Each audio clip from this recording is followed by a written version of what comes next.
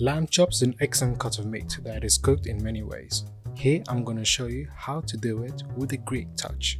Before we start, the ingredients are in the description below and don't forget to subscribe. We're going to start by finely chopping an entire garlic. So break apart the outer layer and using the back of your knife, smash your garlic so you can peel them easily and start chopping them. You can also put them into a blender, but if you want a bit more texture, carry on using your knife. Grab a few sprigs of rosemary. For 1 kilogram of lamb chops, I would suggest using 3 to 4 sprigs of rosemary.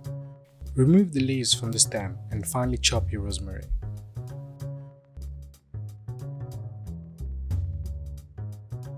My camera stopped recording for the next part, but slice a lemon and finely chop a handful of parsley.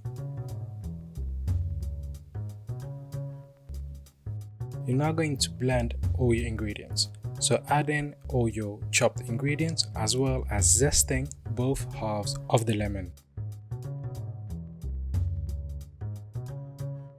Then squeeze all the juice from both halves of the lemon into your blender.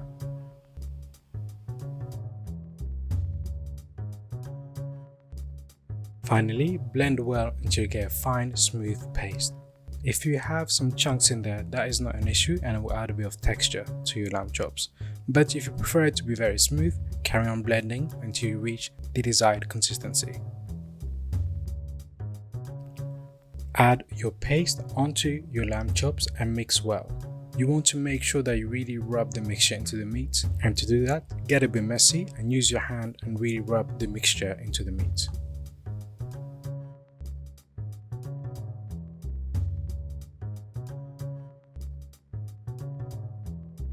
Now cover and let that rest for at least 2 hours in the fridge or ideally overnight. In a frying pan over medium heat, add a few tablespoons of olive oil and add your lamb chops.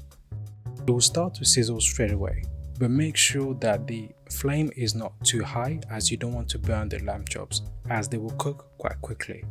Depending whether you're after medium rare or well done, turn your lamb chops 4 to 6 minutes on each side, turning only once. But you have two options. You can either remove from the frying pan now and let it rest for 5 minutes until it becomes moist again, or you can return all your lamb chops back to the pan if you have cooked them in batches. Then by adding a bit of stock and letting that cook for another 10 minutes, you will add a bit of flavor to your lamb chops, cooking them until they're well done and almost slow cooked. If you like to have your lamb very soft, then this is the way to go. After 10 to 15 minutes, remove your lamb and you will see that the lamb would have cooked really well and you will have a very rich gravy underneath. Remove your lamb chops and then you can start making your gravy out of the juices by adding a bit of water, a tablespoon of cornflour and mixing very well until it thickens up. You may have some lumps which you can break using your spoon. Pass your gravy through a sieve and remove any unwanted bits of fat from your gravy. It would have taken probably around 10 minutes for the gravy to be made, which means that your lamb should be well rested and ready to eat. Plate up, drown with some gravy and enjoy. This was my recipe for Greek style lamb chops.